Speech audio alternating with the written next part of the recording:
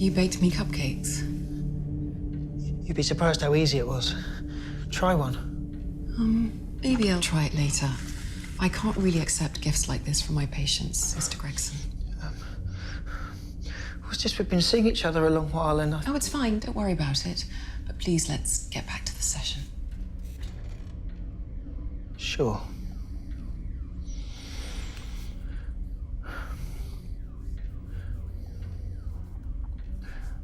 What concerns me lately is that I see things that are so obvious. Yet other people just don't seem to notice it. Like what? How fragile, how uncertain everything is. If 2 days went by without safe access to water, civilization would start to crumble.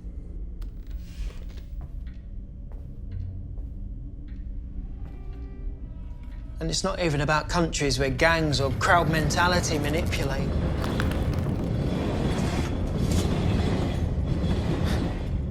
It's about individuals.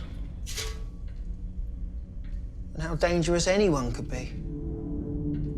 I think about it a lot, especially when I'm driving down the cliff road. As you pass the oncoming traffic, you have to trust the other drivers to stay in their lane. You have to trust strangers, potential nutjobs, not to kill you. If they aren't paying attention, it would be so easy for them to swerve into you. Imagine what they could do if they wanted to crash. These days, it's so easy for anyone to kill or cause massive damage.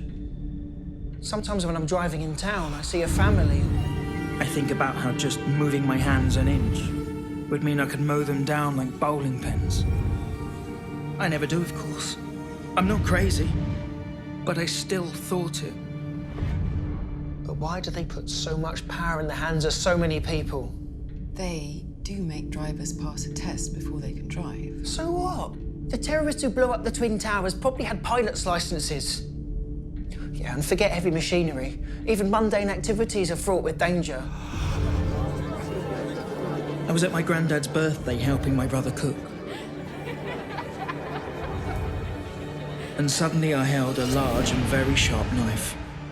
If I had wanted to, I could have stabbed my family and friends. You don't even need weapons like cars or knives. There are so many situations where people are trusting.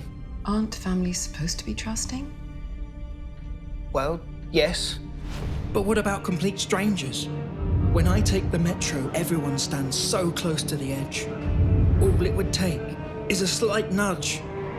Why doesn't it happen more often? Most people I know have had drunken one-night stands. But at some point, you're asleep in a different house, totally helpless, with a stranger. You can buy a disposable lighter for next to nothing. But just move your thumb, and you have the power to burn an entire block of flats. Or even just a normal coffee break at work. You could pour boiling water on someone before they even knew it. You could scar them for life. Everyone must have these thoughts at some point, they must do. And all it takes is for one other person to lack my self-control. Doesn't that scare you? Doesn't it? Why do you think you obsess about it so much? Well, how could I not? It's full of danger out there. I can't believe that more people don't obsess about it. I mean, it affects everyone. How so?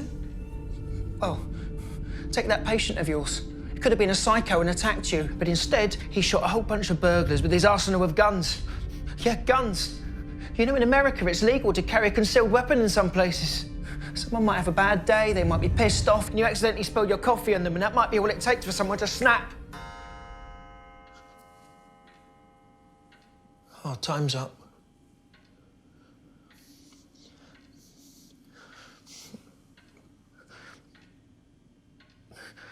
Same time next week.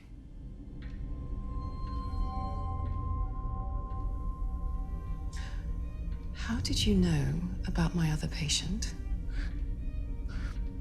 That's confidential. I looked it up on the internet. That wouldn't be posted anywhere. Patient-doctor relationships are confidential. If you have somehow accessed my files, that would be illegal, and you could go to jail for that. I'm sorry, but I don't think I can keep you as my patient. I've only broken some minor data laws. Maybe. I won't report you, but trust must go both ways. We can't keep working in a professional relationship. No. Well, I'm sorry, I simply cannot work with someone I don't trust. You didn't trust your boyfriend, did you? You didn't trust him and you cheated on him and he left you. That's why I think you're working with me will help you with your trust issues. How do you know about my private life? I know everything about you, Candice Toplatzian. You need to leave. Your time is up and I have another patient due. No, you don't. Mr. Malkovich is next, but his session doesn't start till 4. You're free for the next hour.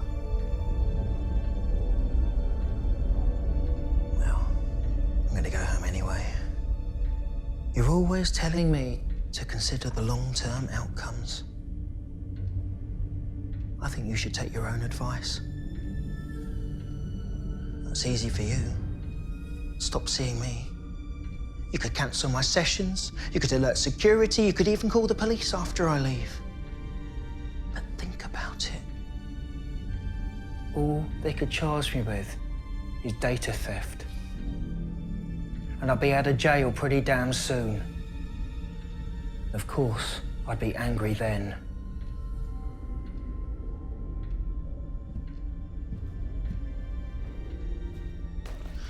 Or we could keep seeing each other. Pretend this never happened. It's your choice. It's an easy decision to make.